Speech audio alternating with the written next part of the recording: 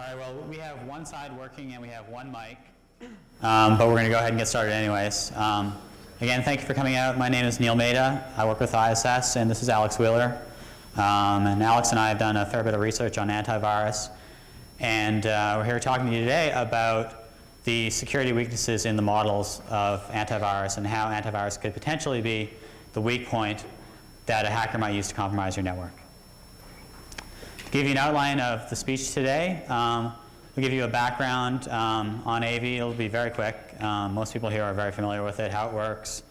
It's a technology that hasn't evolved that much, and so there's not that much that's new to talk about it. We'll go into code coverage, how to audit AV products, how to find the places to audit. Just where to get started is usually a large part of it. And we'll talk about some of the results of the auditing that we've done. We have some new results to announce today too, and we'll go into that. And then there's still a ton of research to be done in antivirus, and there's some future areas that are very interesting that I'm sure we would be interested in exploring, and many people in this audience would be too. And so we'll talk about those today. Can you take that? Okay, so we're going to start off with explaining why go after AV. Why is it interesting? And the summary reason is it has a really high ROI. You get a lot of bang for your buck. What we mean by that is these libraries run on pretty much every system available. Gateways, clients, servers, ISPs implement them, if you guys have seen the AOL ads and such. They even try to sell these products as layered technologies. And a lot of companies try and implement like XYZ vendor at the gateway and a different vendor on the client. So again, maybe because you only have McAfee as a client, but you may be vulnerable with Trend Micro at the server. So you have two different targets right there with one piece of security software. And always, as always, owning security products is really fun because they're supposed to protect you, not hurt you. So whenever you can find bugs in them that open you up to more risk than you already were exposed to, it kind of defeats the purpose of the security product in the first place. So AV, in our opinion, probably has one of the hardest jobs on the security software side. Like firewalls, yeah, it's kind of hard because there's standard streams and you got to protect against a lot, but AV has to process all untrusted input. They can't just like block things, because users want functionality out of their systems. So in order to process all this, they have to mimic hundreds of applications, which is a lot of surface area to cover. And then again, it's kind of annoying. People are always like, I run Mac or I run Linux, so I'm not susceptible to viruses. Well, your AV is susceptible then, because these things are designed to run on lots of different platforms. Some of the advisories we've issued have even run on stuff like AS400 and things like that. Like I would never put antivirus on a system like that, but they're available to run on it. Just the quick background for those of you who don't know a lot about antivirus. The technology really hasn't changed in terms of detection capability in 15 years. There are a lot of newer features, but if you look at how the majority of these products will catch the majority of the viruses that are out there, it's really a signature or pattern matching approach. And it's very complex. The process in order to get the data stream to match the patterns against is very complex. They have to decompose many different file formats, decompress archives, understand Office file formats and so on, but in the end, it comes down to a pattern match against the data stream. There's a whole science about how to create those patterns. There are papers you can read on it to avoid false positives, false negatives. I don't want to oversimplify it, but at the same time, it really hasn't changed that much in a long time. If you look at enterprise versus consumer AV, what we found during our research is that the same engines run on the $20,000 gateway appliance that run on your $20 desktop piece of software. We created exploit files, tested them against the appliances, put it on a desktop, and saw the exact same code crash in the exact same place. What you're really paying for when it comes to enterprise software versus consumer software is the ability to centrally manage and update, which is key. But under the hood, you're looking at the same piece of software across all platforms for most vendors. And there are some common core components to these things. The I/O filters are key. The antivirus product is only useful if it can get all sorts, scan files that come into your system every way possible, be it over a file share, through the web, off a CD, over IR. They have filters everywhere in your system. And so from an attack standpoint, what that means is that there's no shortage of ways to get untrusted input to an antivirus product. It's not one of those things where you have to sit and think about how you get untrusted input to it. They're designed to deal with untrusted input.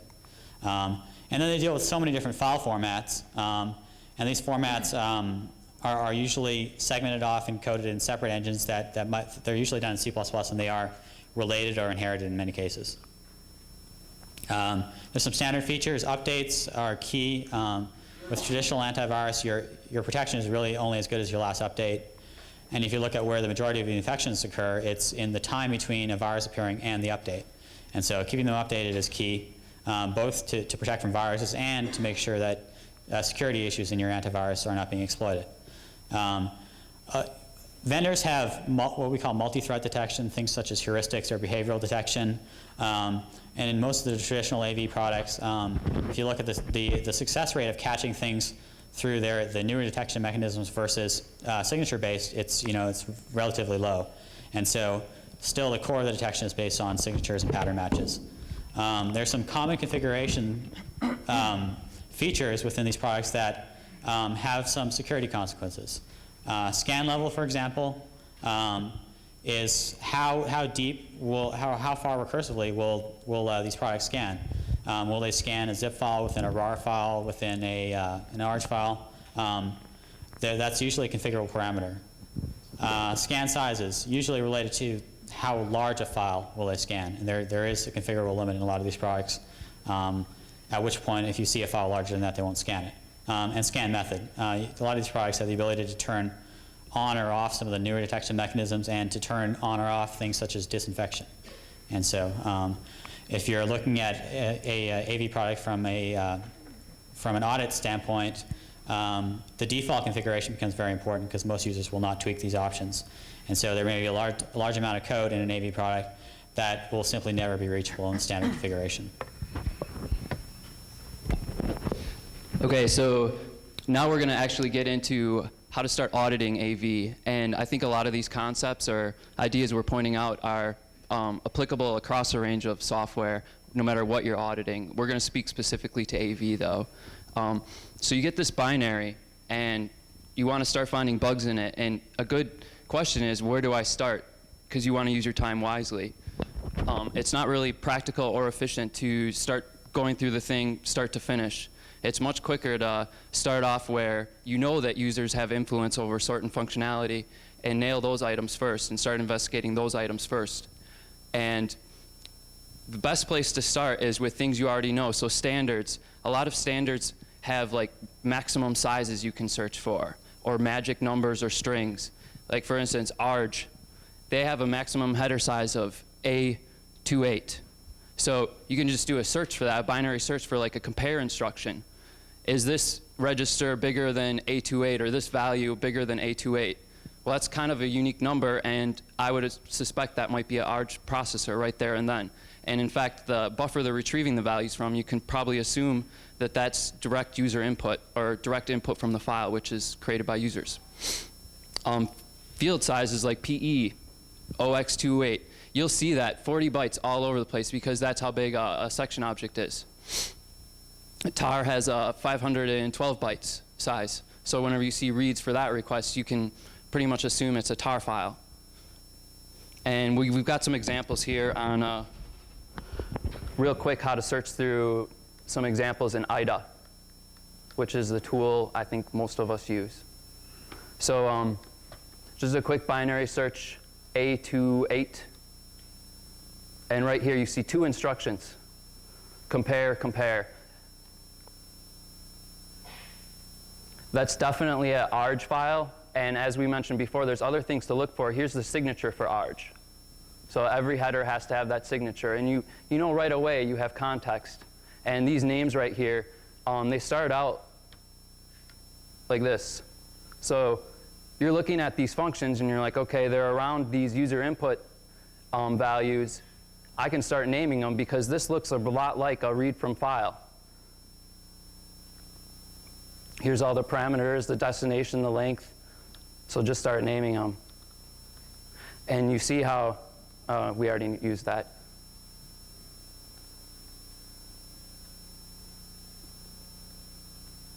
So you see how this trickles through the program too.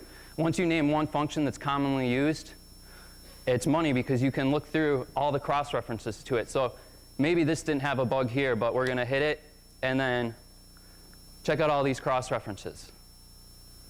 And this is all attack surface you can cover pretty easy and pretty much guarantee that you have context right there and then that this is user input. And if you notice, I make notes after I check things, just because a lot of times you'll go over the same piece of code from a couple different directions, and it's really helpful not to go over the same piece of code over and over. So once you check some cross-references, just mark off that it's checked, because these binaries are pretty big and it's easy to get lost. An approach like this is absolutely key. If you look at some of the sizes of these binaries, they're 10 and 12 megabytes, millions and millions of lines of assembly instructions, and the majority of it is not influenced by user input. And so if you don't have the starting point, you're absolutely lost. Yeah, that's a frustrating thing actually, because if you don't have a starting point and you start just looking for bad code, you're going to find tons of bugs, and 99% of those bugs are going to be with the initialization files or update files, things that the user has no control over. It's just solely the vendor's code and it's some internal management scheme. So another great place to start, probably the first place I always start, and I think Neel can say the same, is directly where the user input is. So in networking, you want to read or receive from, and in AV, these are all file-based user input, so read. And read is really easy to spot. It's usually not named. It might be wrapped in a couple different layers for different file formats, and you can tell just by the parameters. So if I see a length parameter being passed in a destination, and then watch what they do with the buffer after that read, if they're checking bytes and signatures, that's an easy read to spot right there. Some interesting things to observe about these read wrappers is they truncate length. So you can get a 16-bit overflow without doing a negative mem copy, which if anyone out here has tried to exploit negative mem copies, they're kind of difficult because usually the access violate on writes instead of anything else. Another very interesting place to look is anywhere the antivirus engine will deal with memory allocation. Any place where there are calculations related to length to allocate is going to be interesting, especially if they combine multiple fields together, try and allocate a buffer for them all in one allocation, and then copy those individual fields into that buffer. At that point, you have the ability to exceed the maximum integer size for your processor and cause a very small allocation. There's some allocators that check for 0 specifically. That has to do with the fact that in some cases you'll be able to just wrap to 0 and not above 0. And a 0 allocation will succeed on most Malcolm implementations. And so, in fact, everyone I've looked at will give you a minimum size buffer if you try and allocate 0. And so some of the vendors are more security aware. They have checks for that. Some of them will add an internal header size to every single allocation that they do.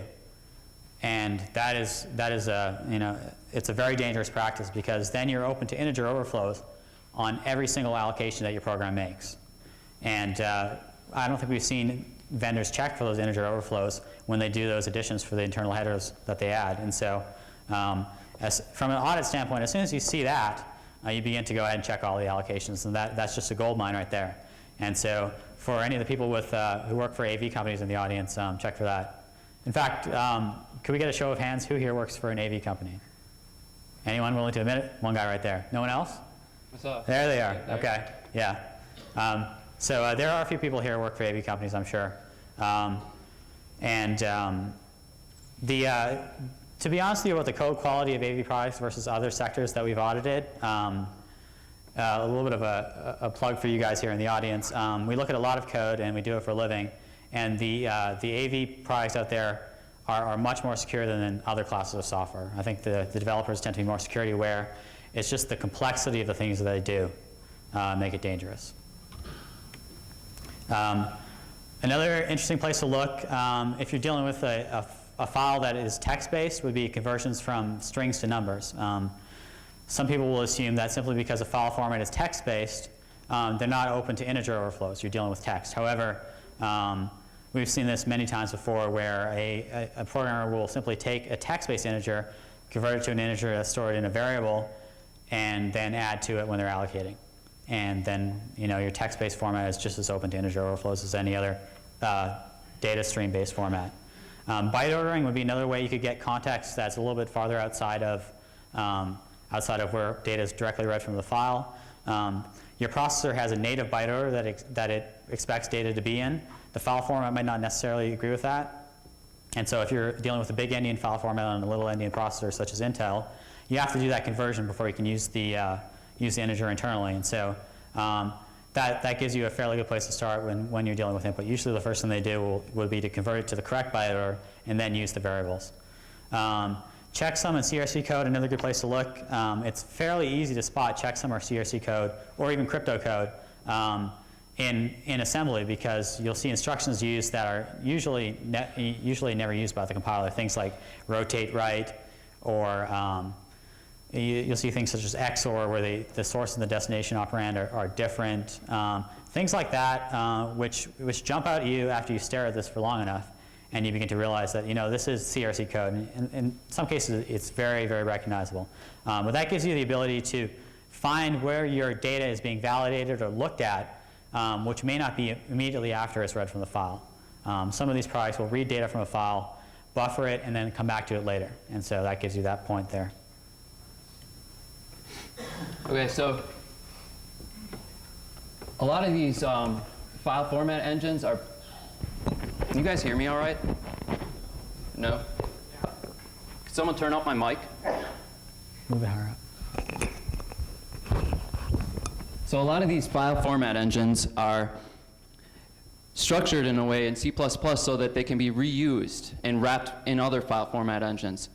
It's common to see MZ as the overall external wrapper. We reviewed several antivirus products, probably 7 or 8, and almost all of them have this structure, whereas they'll have a file format engine processor for MZ, which will be used by the PE file format engine, which will be used by whatever file format engine is in it. So with the semantic vulnerability, there were 3 different file wrappers around the vulnerability, which makes it kind of tough to spot. But if you're aware of it, it can actually be useful, because what you can do is you can start building out a notepad of all the offsets within these classes and what they're used for. And whenever you see like an indirect call for like call EAX plus 18, at 18, that's the file format processor for PE. And PE has file format processors for UPX or ASPAC or whatever else.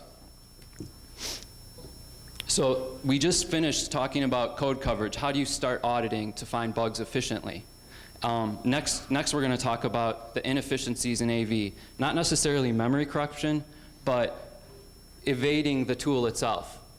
So passing viruses through it, which is kind of a moot point, which we'll get to eventually in a couple slides. But basically, anytime these AV engines implement a product like RAR or ZIP, they have to do it exactly like RAR or ZIP. And any differences between the actual product and the AV engine can be exploitable, especially when the engine is stricter than the actual product itself. And I forgot the name of the person who discovered these vulnerabilities originally, but there was a lot of work done on zip archives where you can have like 0-length fields, and the actual zip decompressor will decompress it, but these AV engines will say, oh, that's an invalid size, so we're not going to process this file anymore.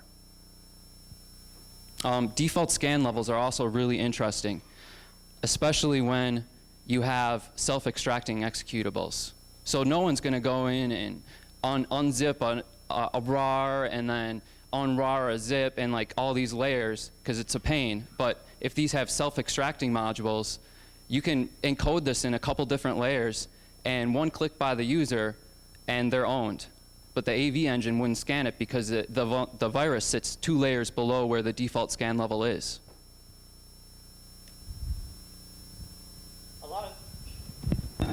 a lot of these configuration options are in there because most users will not sacrifice performance for security.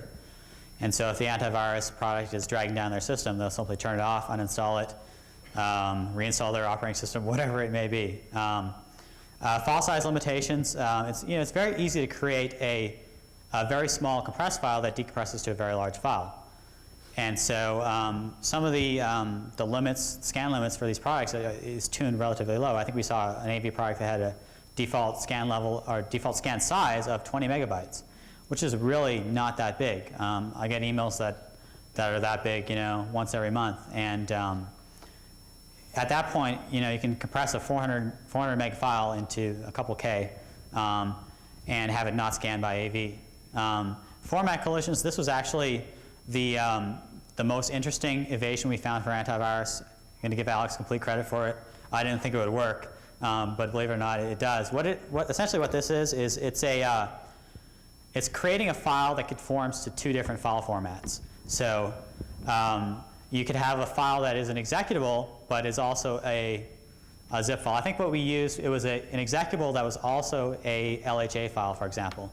And these antivirus engines will prioritize which file types they scan in a lot of cases, and they will scan whatever comes up as scan for viruses that conform to a certain file type based on priority.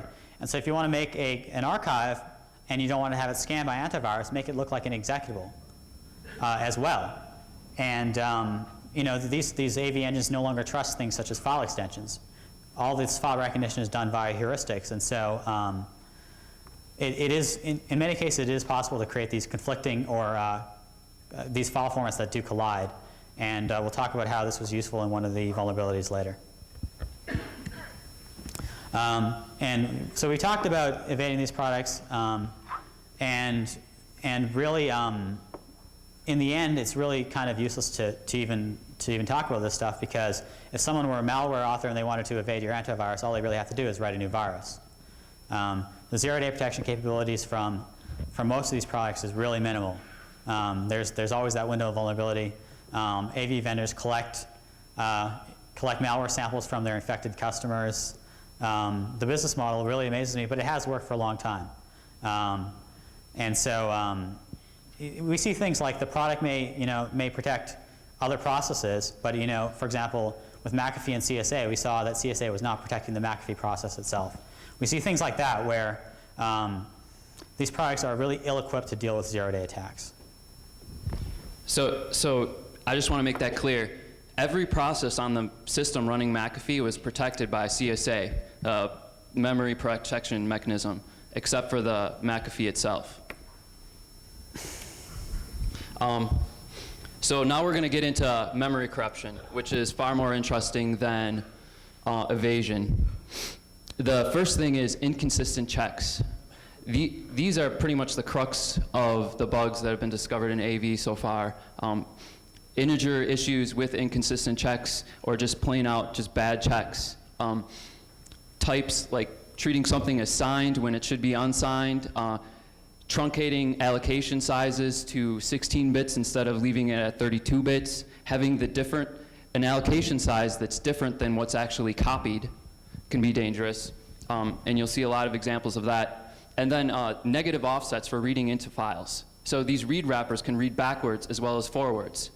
So you provide a negative offset, they've allocated like 100 bytes because the file is 100 bytes long. And every time they read, they copy into this buffer that they've allocated 100 bytes.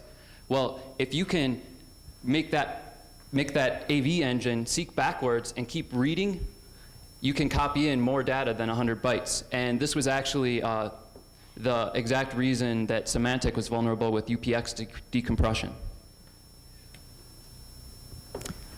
Another thing that we've seen, we talked about this a little bit earlier, wrappers on allocations.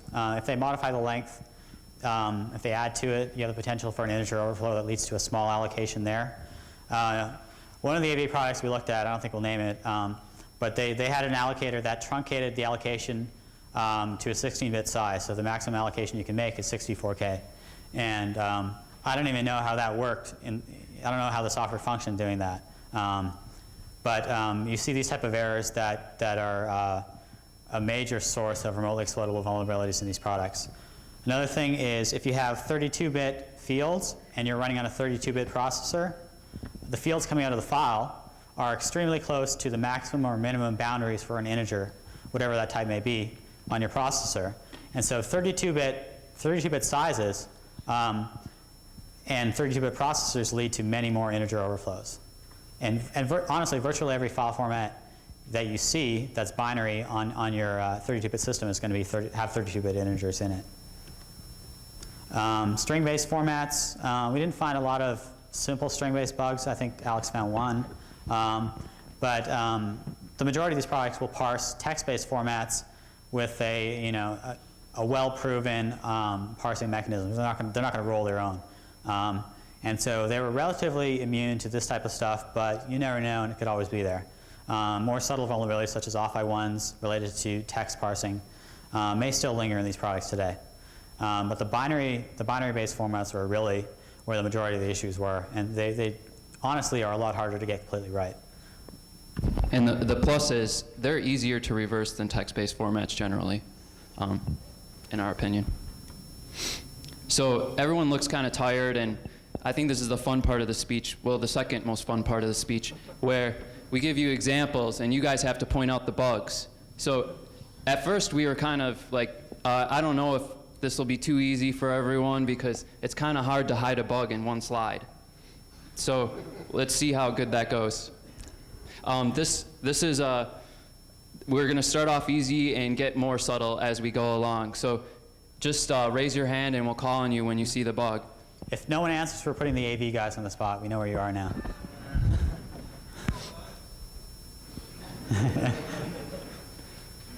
So does anyone see the mistake here? I'll give you a hint. The destination buffer can be overflowed in the read file. ESI points to untrusted input. Does anyone know what LEA stands for? What instruction that is? All right, you. There's an integer overflow in the second line. Correct. He said there's an integer overflow in the second line. And basically what they're doing is they're grabbing an integer from the file and then adding something to it. And it really doesn't matter what it is as long as it's not 0, because you could set it -1 as that integer from the file. So EBX is -1. Add EDX to it, and it becomes too big. Or it becomes not too big. You guys see where that is? It's pretty simple. The examples are going to get a little more subtle as we move on. So -1 plus 1 equals 0. Yeah. So ECX is 0. Is 0 above 2000? No. So they use the -1, the length field. EBX still stays -1 as the read length. And the funny thing about AV bugs is this thing is going to error out when the file ends. So you're not going to have a negative memcopy situation in this scenario, which is, again, really good from an attacker's perspective. Error number 2.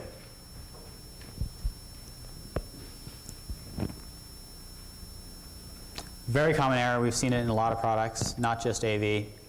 In fact, we'll be talking about one product today that has this exact error in it.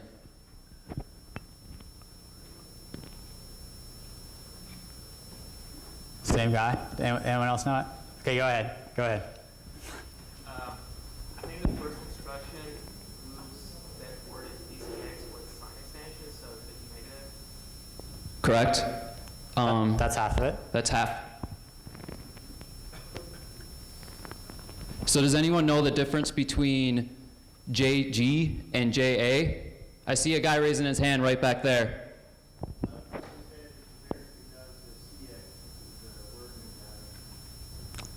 Well, actually, the sign extension converts it into a 32-bit integer with an ECX. Yes? The difference is if it's a signed computer or unsigned computer. You're exactly right. Word. Yeah. And so basically, there's a less than 0 case here that is not checked for. And so anything less than 0 will bypass a length check and will be treated as an unsigned integer in that memory copy. And so it leads to a huge memory copy based on a negative length. on the stack, which negative mem copies on the stack are a lot more exploitable than negative mem copies on the heap. Okay, so far we're 2 for 2. Keep going. All right, this one actually, Neel found a bug, not in an AV product, but in a certain product. We won't mention it, but I think this bug is really interesting. It's basically a loop doing a string length. And can anyone tell, like, what's wrong with this string length loop? What was that?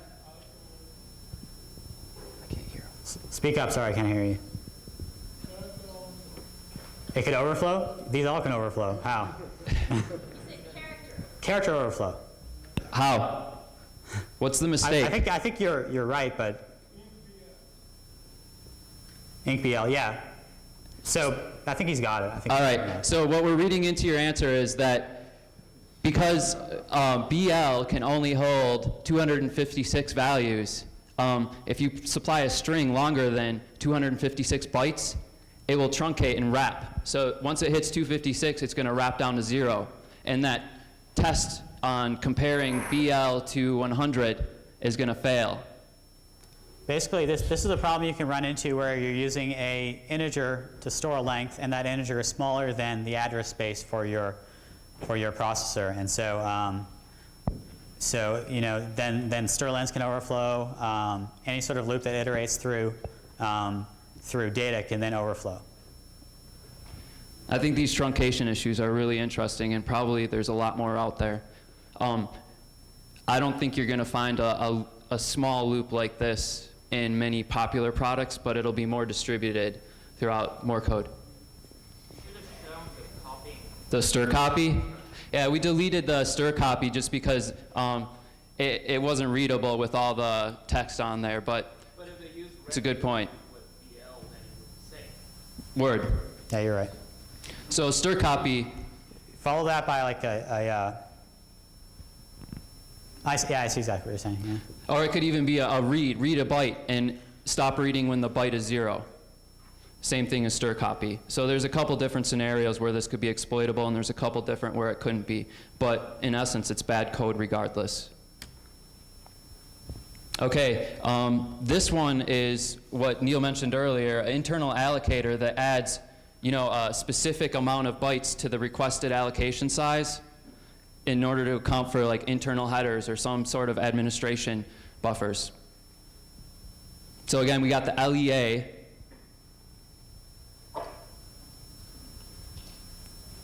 Right there.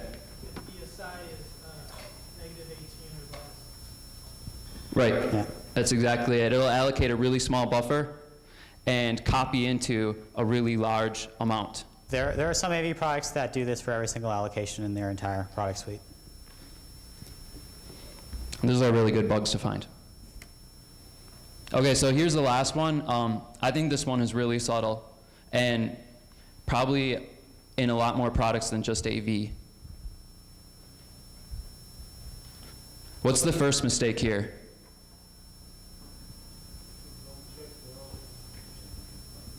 I heard someone shout out they don't check the return value. Right, so what could the return value be?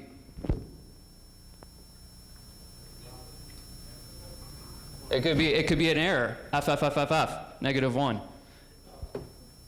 And then add -1 to 1, it becomes 0. They allocate a really small amount and do the copy based on the error code. And actually, this bug is in a couple different AV products.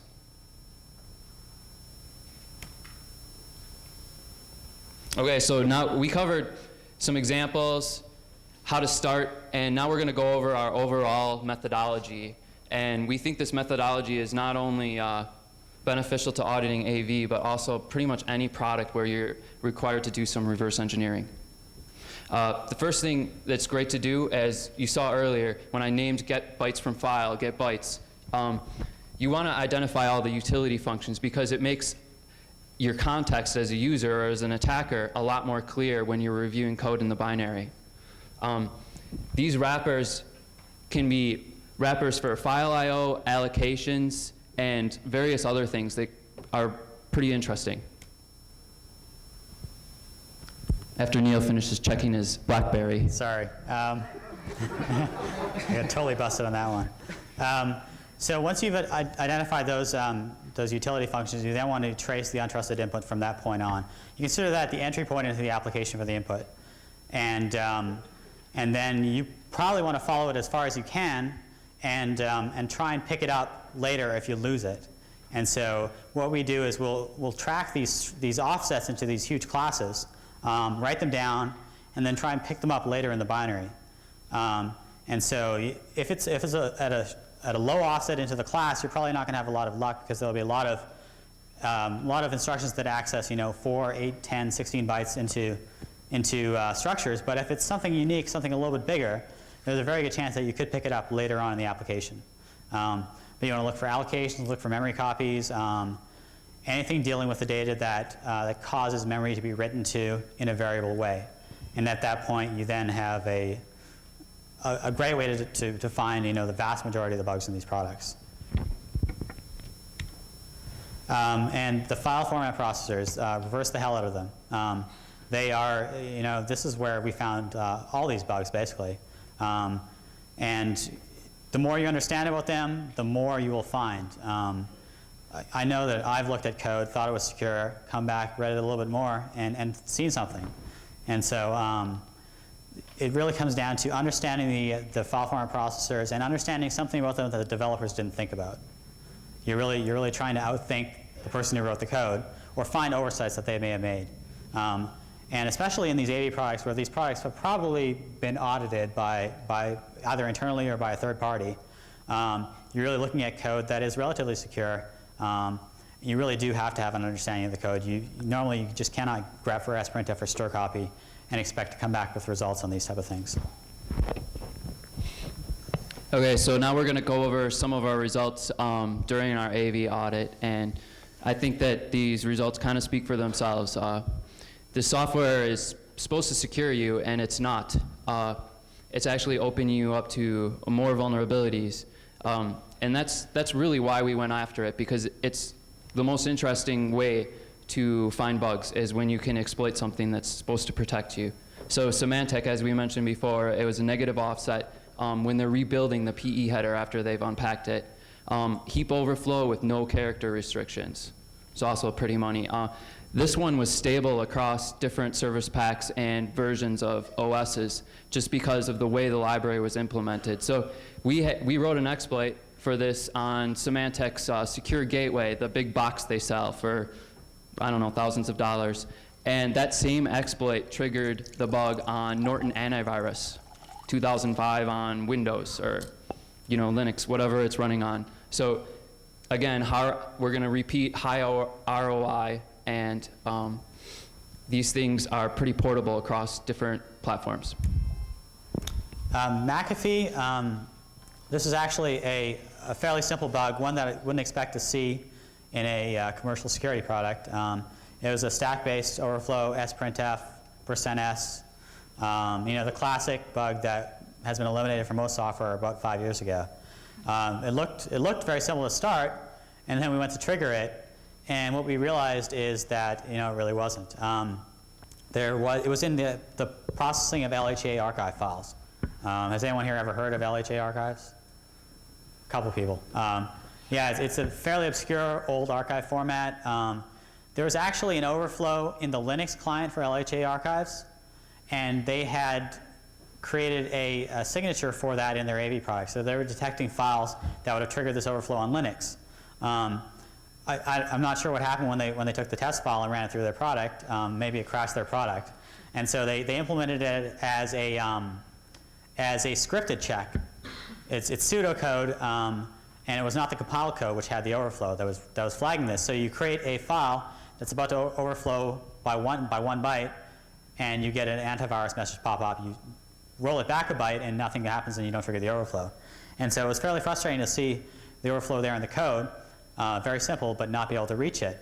And so this is where the file format collision evasion came in. Obviously, the scripted engine is going to be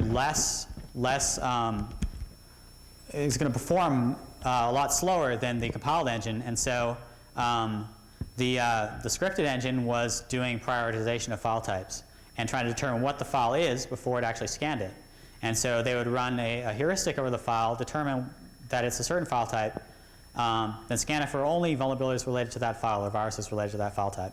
And so in this case, Alex created an executable file that was also an LHA file. Executable files were obviously much more high priority than LHA files. The scripted engine would only scan it for executable viruses, flag it as OK, pass it off to the compiled engine, which is a little bit faster, scan for everything.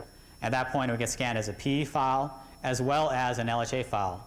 And at that point, you could trigger the overflow. Once you could get to that point, the overflow was very simple and easy to exploit, but it was a very challenging process to get to that point. Word. Also, I think it's interesting to note that this issuing a DAT file or a signature for a vulnerability in their own product is probably not the best solution. Unfortunately, we've seen this happen with bugs we've reported to these vendors. So the Symantec bug, they're still using the vulnerable file format engine in older versions of the product. And they fixed it by issuing a DAT to trying to detect for the possible overflow. So again, if you can figure out a file format collision that works to reach that buggy code, they're still vulnerable.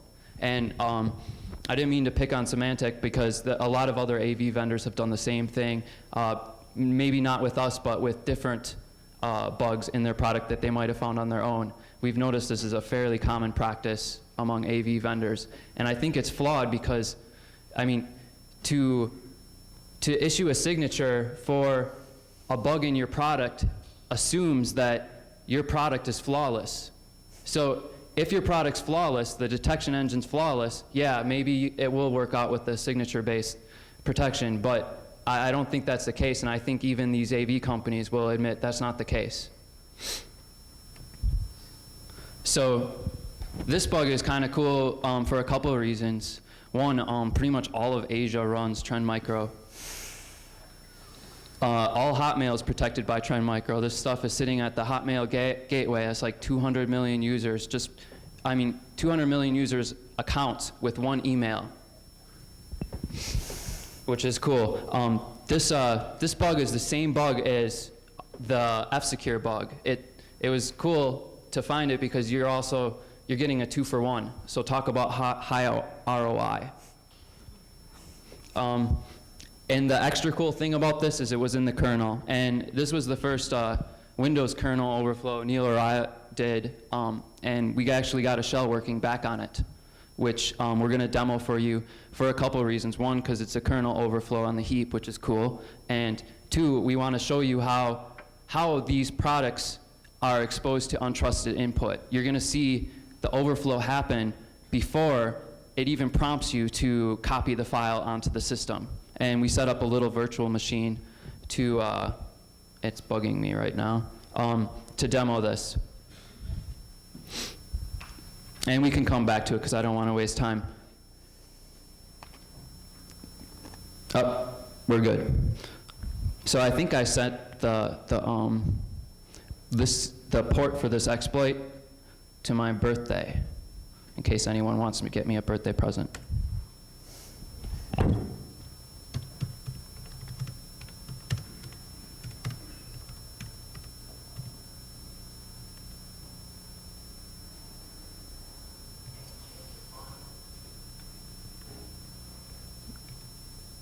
Fairly small up there.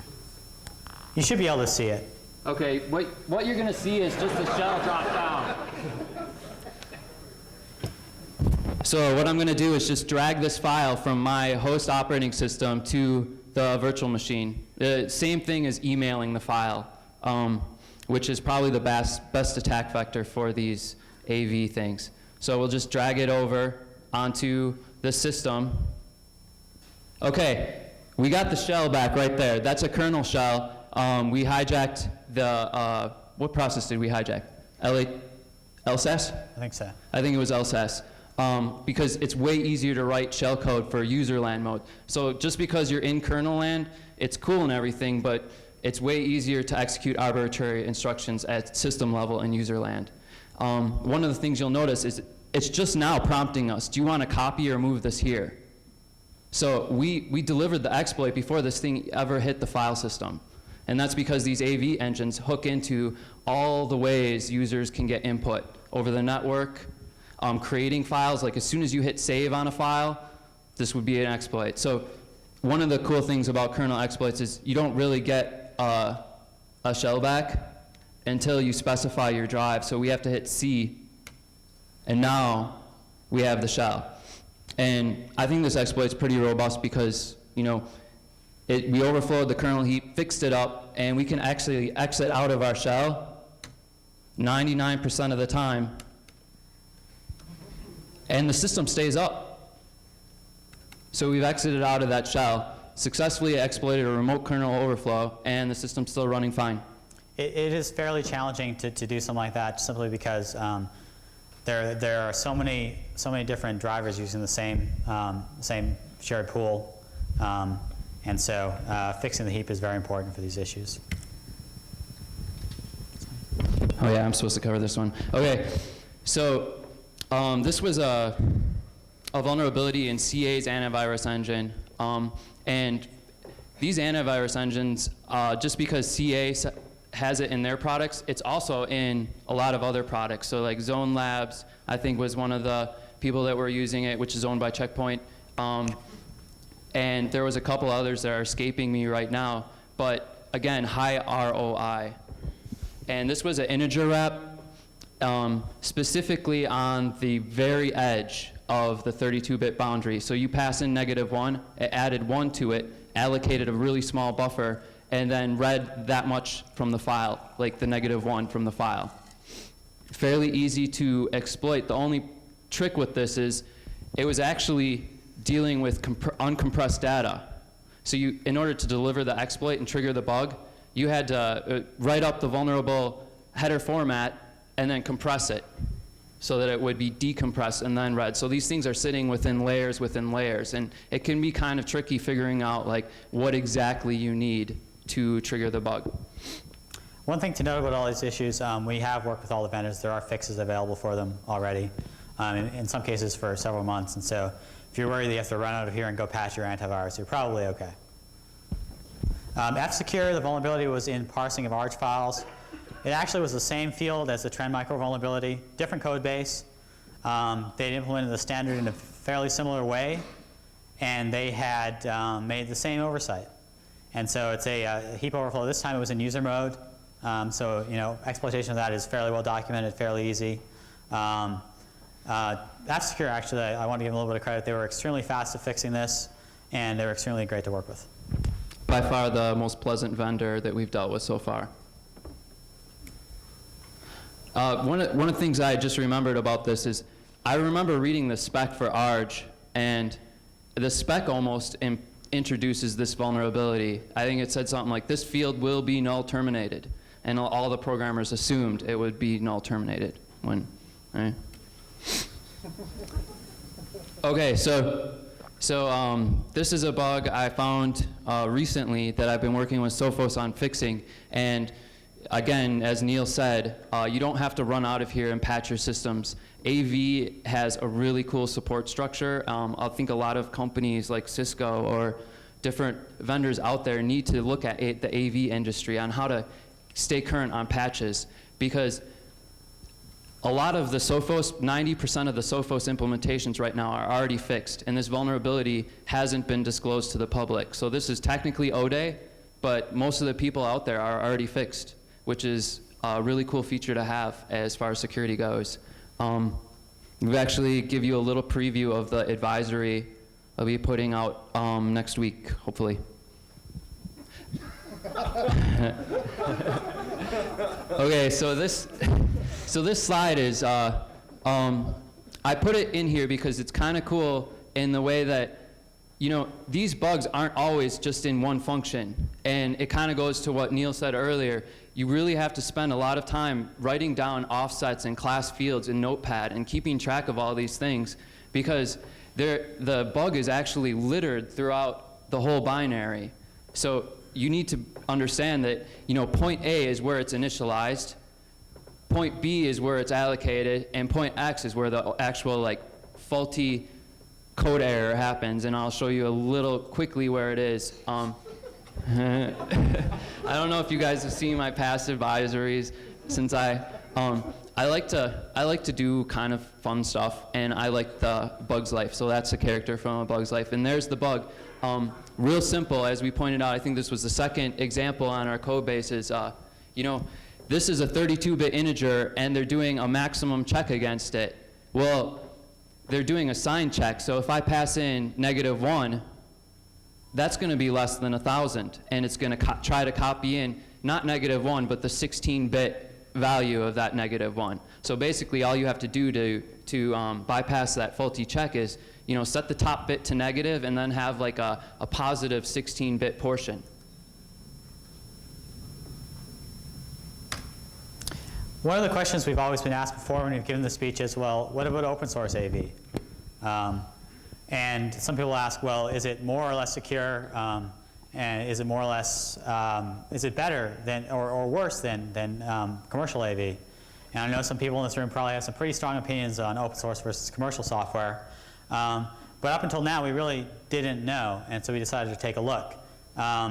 As far as I know, ClamAV is the predominant open source AV vendor. In terms of deployment, it's probably not up there when you compare it to McAfee or Symantec or anything like that. However, it is open source and it is fairly easy to audit, so we decided to spend a couple hours and take a look. What we did find is we found quite a few issues in ClamAV, mostly related to integer usage. The majority of the issues were very standard integer overflows. You gonna bring up the source code there? While he's doing that, in terms of a comparison between commercial and open source AV, we found that the open source AV tends to be less mature. It hasn't been around as long, hasn't had the growing pains that commercial AV has had, and so the security code, in my opinion, my qualitative assessment, I think we both agree on this, is that it's not quite as good.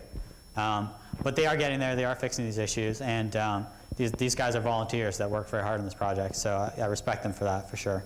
But if you look at this code snippet here, for example, they're allocating length +1, and then reading length.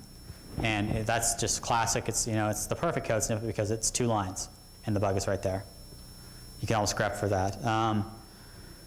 Same thing. Is this? Yeah, this is exactly the same issue if you scroll over, I think. Yeah, len +1, and then read len.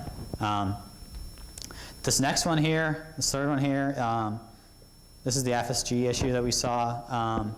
This is actually a reasonably complex integer overflow in which you can bypass both sides of that length check by having 2 slightly negative integers. And so they're checking that you're not before the beginning of the buffer and you're not past the end of the buffer, but they're checking it with 2 different integers, and so the check is faulty.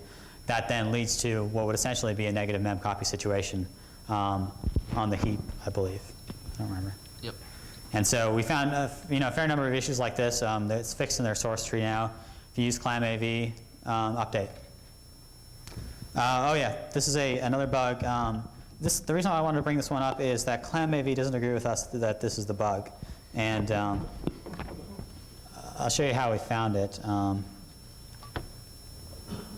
We searched for stir copy. Which one is it? Right up there. Okay. And it's one of those things where you search for a stir copy, you find something, and then you realize that there is a check somewhere else in the product that is actually associated with it. I mean, it looks almost too easy here. It's just a stir copy file name to a static data buffer. It'll take you 2 seconds to find with grep. You then realize a little bit later that there is a check for that somewhere else in the program, and then you dig deeper as an auditor and you say, well, how can I get around that check? And what we found is that What Neel found. we found that that it's possible to have a static data structure be loaded with data from the previous file that was scanned and then used for the next file. So you can initialize it with one file and then have the next file come around and use that data because they don't properly zero out the structure before that. And so it's possible to bypass the length check with that uninitialized data usage and then trigger this overflow. It's really a one-line fix. Change the stir copy to a stir end copy. but I don't think that they want to fix this issue. They don't agree that it's a bug. So if anyone here knows the guys and wants to ask them to, I would really appreciate that. Yeah, it's kind of annoying to point out bugs in source code to developers and have them say no. I mean, it's right there. You know how to program, so it should be fairly simple to address instead of arguing, you know, this isn't a bug, we're not fixing it. Why not just play it safe and say, okay. Especially when these guys provided you with like 4 or 5 other bugs that are obviously remotely exploitable. Right next to Do we have anything else here? Yes. Oh yeah, future points of interest. You want to take that? Sure. So obviously there's a lot of work to be done in AV still. And some of the areas that will keep coming up is, you know, these products 4 or 5 years ago didn't have any image parsing, and now they do because of all the bugs that came out in image file formats. So again, in new attack areas, newly implemented code, let's look at it. Again, formats implemented due to wide use, like new file formats, new operating systems, different things like that. These AV products always build in stuff ahead of time to support it, to attract customers. Their job really is very challenging. I know I've talked to a friend who works for a big AV company, and he's saying that, you know, every time some kid who tries to write a virus decides to add a new executable package to that virus, now the AV company has to write a decompressor for that format, and they're doing that all the time, and it's very challenging to keep up with that. And there is a fair amount of change in their code base, so it is relatively high risk code base. Product administration was another thing. Oh yeah. Product administration, the security of their product administration tools tends to be a lot worse than the security of the actual core antivirus library. And so it's kind of scary when you consider that these tools are designed to push updates out across entire enterprises. I mean, with the click of a button, you can send an executable to every antivirus on servers and desktops in your entire enterprise. However, the product administration tool itself is vulnerable. And so they have credentials for all your systems. They have the ability to push updates to all your systems. If an attacker were to find a vulnerability in a product administration tool, they could potentially own an entire enterprise with one exploit. And at ISS, we found an issue like that last year. It's since been fixed, but it is fairly scary stuff. Questions? Yes? I'm just curious, what antivirus product you have installed on your home computer right now? I really don't. I don't have one, to be completely honest with you. Neither do I. Not that I'm scared to run any of them. They're all pretty good, but I don't use one myself. But I've installed them all, and I think we both have, and I think the major ones out there are pretty good. They're all pretty comparable in terms of feature set and security. There wasn't one that stood out as the most insecure or the most secure. They all had issues in isolated areas. Most of these issues are buffer overflow or return flow kind of. So how does they are executed on the data segment or code segment, and how does the execute disable or NX kind of? The NX stuff, the hardware enforced stuff helps. But if it's a stack-based overflow, there's many attacks. I think one of our researchers is talking tomorrow about bypassing NX stuff. But things such as return into libc stuff still works, depending on how your applications are compiled. A lot of the system services on Windows, for example, have stack guard-like protection features built into them when they're compiled. We don't see that in a lot of commercial products, and so things like return into libc stuff on Stack Overflows it's extremely easy to do still, even with NX stuff. You don't have to execute code in a writable segment anywhere. Back there. You've been quite happy to attack the antivirus companies without mentioning the IC2 passing bug in ISS's own product, which was exploited by the WYSIWYG. Perhaps you'd like to say something about that. That's a Good question. Good question. That's a very fair question. We audit products that our customers run. We also audit our own products. And so after that, my team sat down. We went line by line through all the code in our protocol analysis module. And no one's immune to this stuff, to be honest with you. No piece of software is completely secure. And anyone who claims to be is lying to you. And so we have this great research capability at ISS. And that was a big wake-up call. We turned it around and focused it on our own products as well. And so if any of you out here are ISS customers, you can feel a lot better about the security of our products today versus a year ago or 2 years ago. As an independent person, I can confirm that.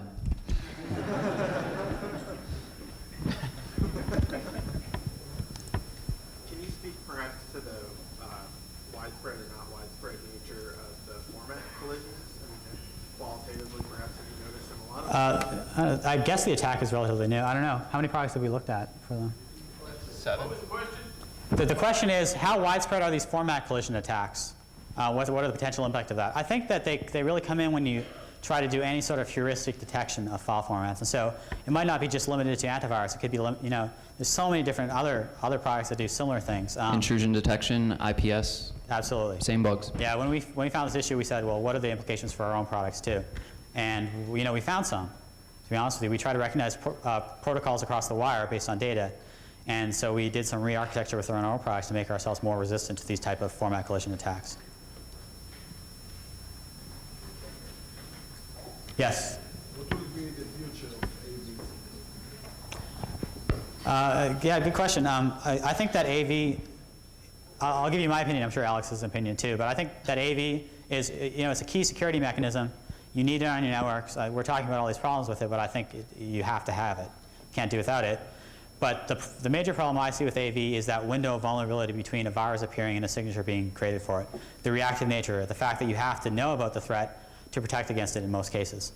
And so there's some very cool behavioral-based systems out there that recognize viruses based on how they behave in a virtual machine or in an isolated environment, and then determine whether or not they're malicious. And these, I wouldn't say that they're necessarily a replacement for traditional AV, but they are a good addition to your traditional AV mechanisms. And they close that window of vulnerability. They really reduce, they close it to zero. And there are some systems out there today that have very good detection rates behaviorally. Yes? ISS, what scam engine do you use in your own products? I don't know. I think it's changed over the last year. I'm not sure. I'll have to check on that. Have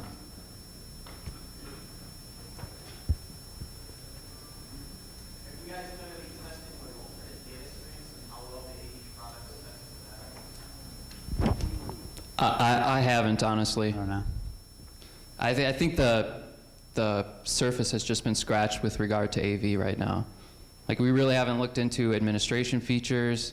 We really haven't done thorough audits of any of the AV products out there.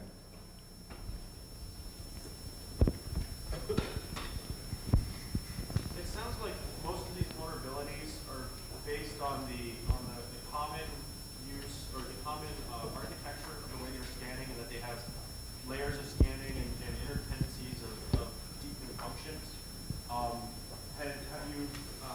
Do you have any idea of how, if you could change that architecture in order to eliminate that type of vulnerability? Yeah. How you would do it? Yes, I think both of us have seen some of the specific AV vendors implement some great functionality as a general API in their products. Like we mentioned checking for 0 on malloc. That should be done in every malloc call. There's no reason to allocate 0 bytes. And also we've seen some vendors are a lot more thorough with checking for integer issues than others. And I think that, I know Neel and Mehta and Mark Dowd gave a speech in Halvar Flake 2 or 3 years ago on integer problems at Black Hat. And it doesn't seem like the development community has really caught on to it. The string-based vulnerabilities are being addressed. It's fairly easy to see like a stir copy or sprintf bug. But integer issues are a little more complex because there's some subtleties that are kind of hard to think of at the time when you're looking at it or programming. It was interesting when we looked at a lot of these antivirus products, they all had similar architectures. And I'm pretty sure they didn't copy each other. And so I think it may be that there's an efficient way to do the tasks that they're doing. And so they're architected in the same way. But what you'll find, I think, is that when you have disparate development teams writing different portions of your product, you'll see oversights in the way those components interface. And there are a lot of, I'm sure there are a lot of subtle vulnerabilities related to that type of interrelation between the components that we may never find. I don't know. Any other questions? I want to thank you guys for coming Thank to you. our speech.